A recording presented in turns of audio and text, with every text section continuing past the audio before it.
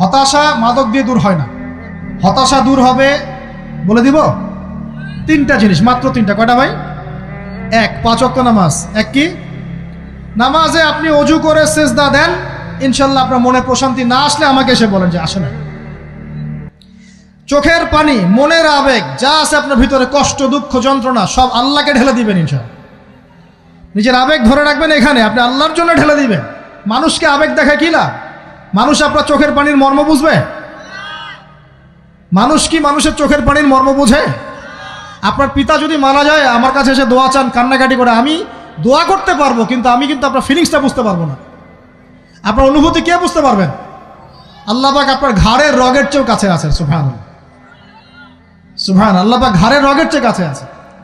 গতকালকে বাংলাদেশের একজন বরেণ্য আলেমের সাথে একটা কনফারেন্সে ছিলাম। উনি বলছিলেন যে এক ব্যক্তি, এটা শোনেন, এক ব্যক্তি খুব তার শখ যে তিনি সাহাবীদের মতো নামাজ পড়া শিখবেন। কথা বুঝতে পারছেন? সাহাবীদের মতো নামাজ শিখবেন। তো একজন বরেণ্য আলেমের কাছে এসেছেন, এসে বলছেন যে আমাকে সাহাবীদের মতো নামাজ শিখিয়ে দেন। তখন সেই আলেম আরেকজন আলেমের সন্ধান দিয়েছেন, যা তুমি তার কাছে যাও, তিনি শেখাবেন।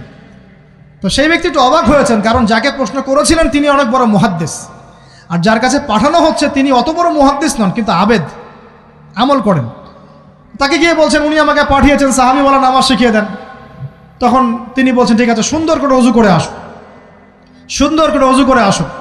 অজু করার সময় খালি খেয়াল রাখবা যে আমি অজু করছি শুধু আল্লাহর সন্তুষ্টির জন্য। কি খেয়াল রাখবেন? অজু করছি শুধু আল্লাহকে রাজি খুশি করার জন্য অজু করছে, আর কোনো উদ্দেশ্য নাই আমার।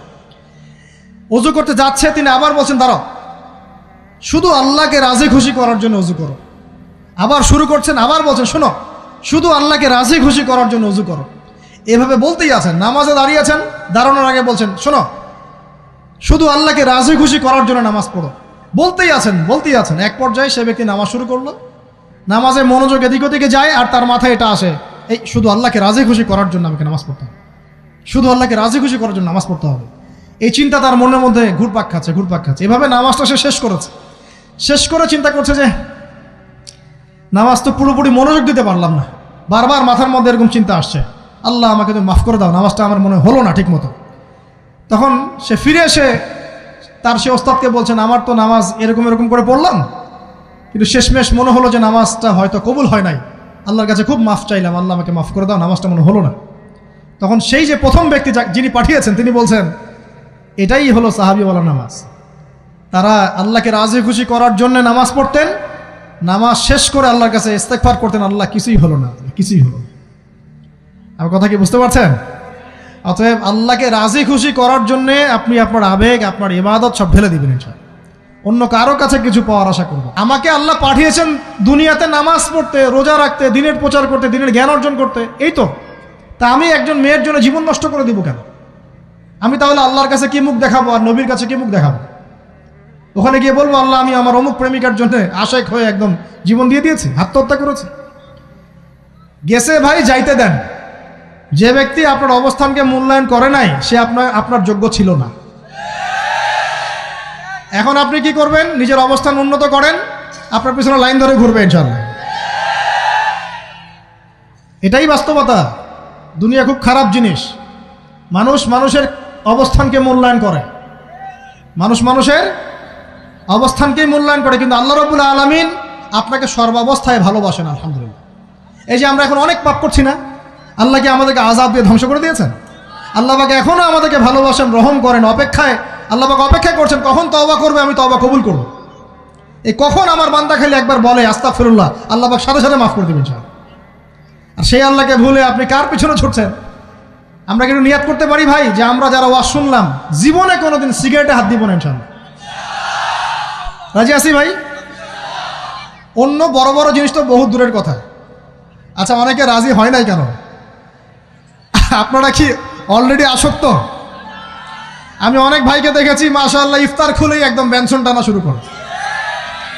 হ্যাঁ, এটা যে হারাম আপনাদের কেউ ওয়াজ করে শোনায় নাই? এটাকে কি মনে করেন আপনারা, হারাম না হালাল? কেউ বলেছে মাকরু, নাকি মাকরু ফতোয়া দিয়েছে? মাকরুহ শব্দের অর্থ জানেন আপনি? মাকরুহ শব্দের অর্থ কি একটু শোনেন। সূরা বনী ইসরাঈল খুলবেন। কোন সূরা? সূরা বনী ইসরাঈল আল্লাহ পাক বলছেন, আমি বনু ইসরাঈলকে এই কাজগুলো করতে নিষেধ করেছিলাম। কোন কোন কাজ? জেনা করো না, জেনার ধার কাছে যেও না, এতিমের মাল আত্মসাৎ করো না, শিরিক করো না ইত্যাদি।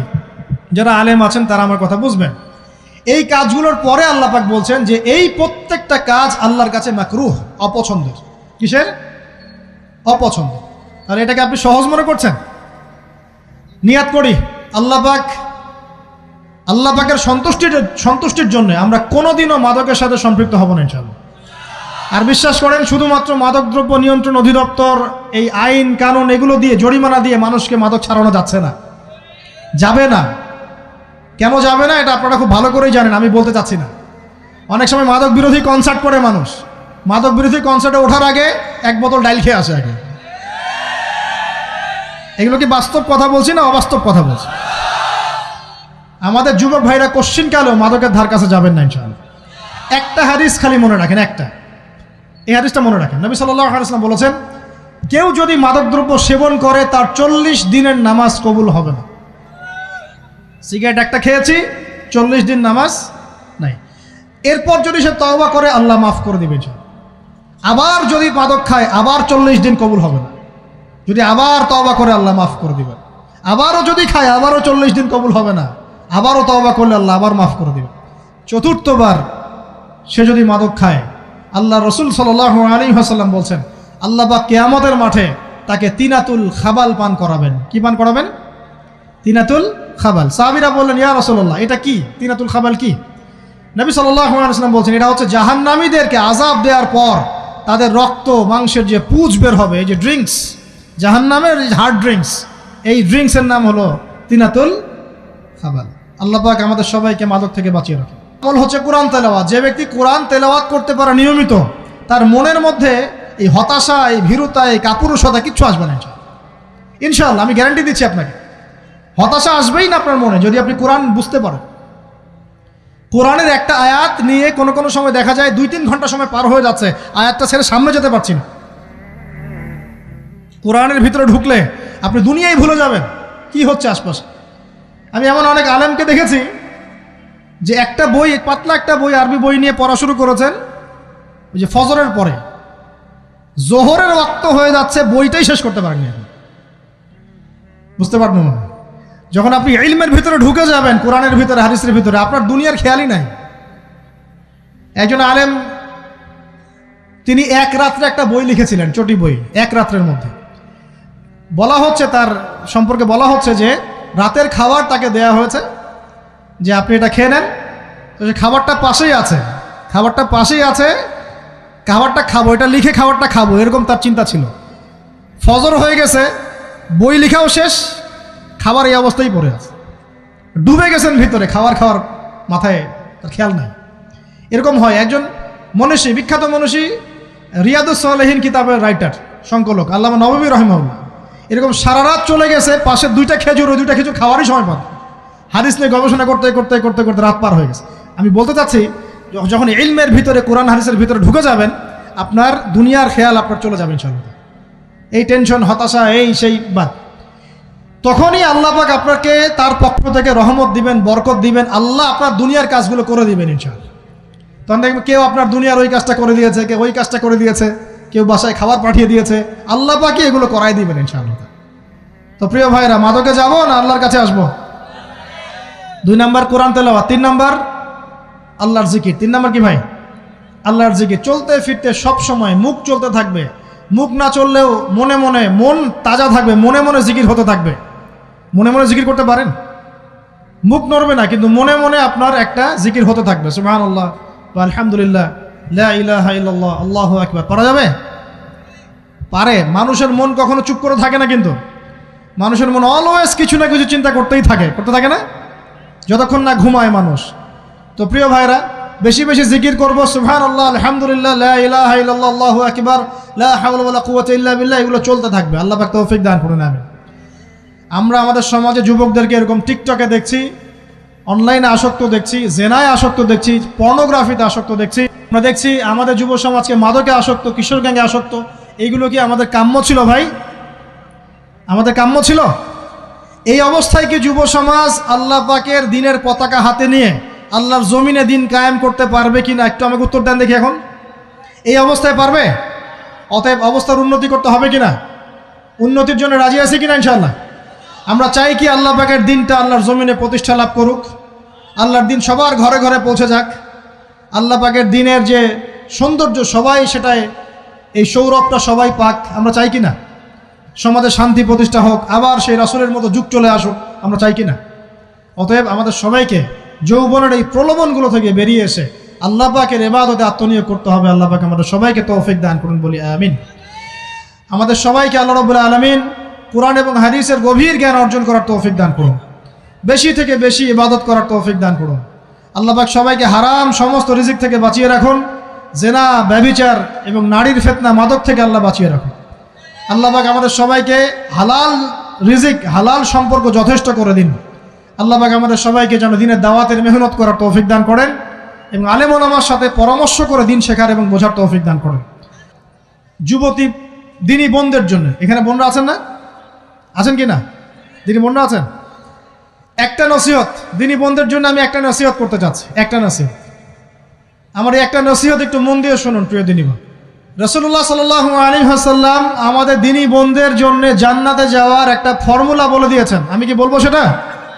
আচ্ছা, রাসূলুল্লাহ সাল্লাল্লাহু আলাইহি ওয়াসাল্লাম বলেছেন আমাদের দিনী বোনেরা, আমাদের মায়েরা, এই নারী জাতি মাত্র 4টা কাজ করলে জান্নাতের যে কোনো দরজা দিয়ে ইচ্ছা প্রবেশ করতে পারবে ইনশাআল্লাহ। খুশি হন নাই? কয়টা কাজ? মাত্র 4টা। এক, যদি আমাদের দিনী বোনেরা 5 ওয়াক্ত নামাজটা ওয়াক্ত মতো পড়ে, আল্লাহ পাক তৌফিক দান করুন, বলি আমিন। 2 নাম্বার, যদি তারা রমাদান মাসের রোজাটাকে ঠিক মতো আদায় করতে পারে। 1 নাম্বার 5 ওয়াক্ত নামাজ ঠিকঠাক আদায় করা, 2 নাম্বার রমজান মাসের সাওম রাখা, 3 নাম্বার তাদের লজ্জাস্থানের হেফাজত করা, মানে শরঈ পর্দা মেনটেন করা, শরঈ পর্দা মেনটেন করা। এবং আমি বলে দেই, চেহারাটা আপনাদের পর্দার অন্তর্ভুক্ত। এটা নিয়ে অনেক বাকবিতণ্ডা হয় না সমাজে, চেহারা দেখানো যাবে কি যাবে না ইত্যাদি।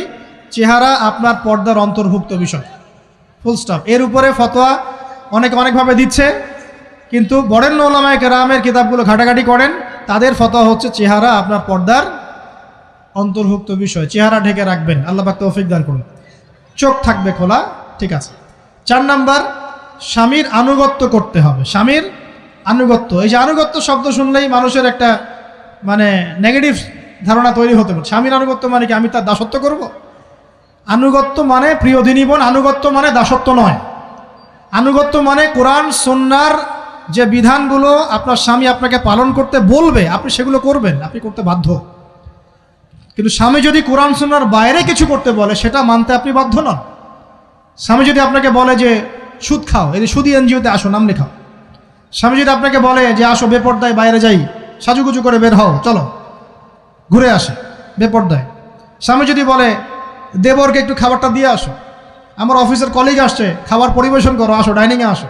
এই যে হারাম কাজ, বেপর্দার আদেশ করছে, সুদের আদেশ করছে, আপনি সেগুলো পালন করবেন না। কিন্তু হালাল বৈধ যে কোনো বিষয় আপনি স্বামীর আনুগত্য করবেন, এটা আপনার উপর ফরজ। এই 4টা কাজ যদি আপনি করতে পারেন, জান্নাতের যে কোনো দরজা দিয়ে ইচ্ছা আপনি প্রবেশ করতে পারবেন ইনশাআল্লাহ। আল্লাহ পাক আমাদের দিনী বোনদেরকে এই 4টা কাজ করার তৌফিক দান করুন। আমাদের সবাইকে আল্লাহ পাক জান্নাতের জন্য কবুল করুন, বলি আমিন।